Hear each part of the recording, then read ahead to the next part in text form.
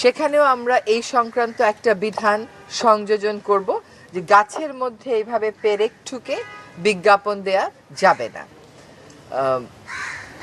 আপনাদের সবার কাছে আহ্বান থাকবে, যে যখন যে জায়গায় এই জিনিসটা দেখেন না কেন এটার প্রতিবাদ করবেন।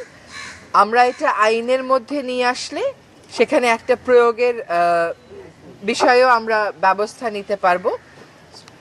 কাজে এই কর্মসূচি আমরা অব্যাহত রাখবো। এইটা যেমন বলছি, এই কর্মসূচি যেন অব্যাহত রাখতে না হয়, লোকে যেন আর গাছের মধ্যে পেরেক না ঠুকে, সেই আবেদনও আমরা রেখে যাচ্ছি। এবং এটা আইনি বিধান হিসেবে যখন আসবে তখন আমরা মনে করি যে দোষী ব্যক্তিদের এবং বিজ্ঞাপনদাতা যারা আছে তাদের বিরুদ্ধে আমরা ব্যবস্থা নিতে পারবো। তো এক হচ্ছে গাছকে আমাদের প্রাণ হিসাবেই দেখতে হবে এবং গাছকে আমরা এরকম নিষ্ঠুর আচরণ গাছের সাথে করব না। দ্বিতীয় হচ্ছে আগামীকাল আজ রাত থেকে আমরা ইংরেজি নববর্ষ বরণ করে নেব।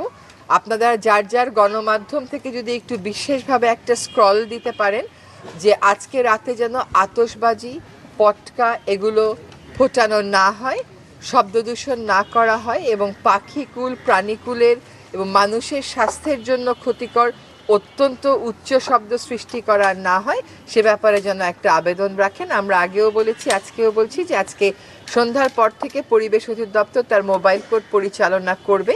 আমাদেরকে এই সমস্যার একটা দীর্ঘস্থায়ী সমাধান আসলে খুঁজতে হবে, সেটা আমরা খুঁজব।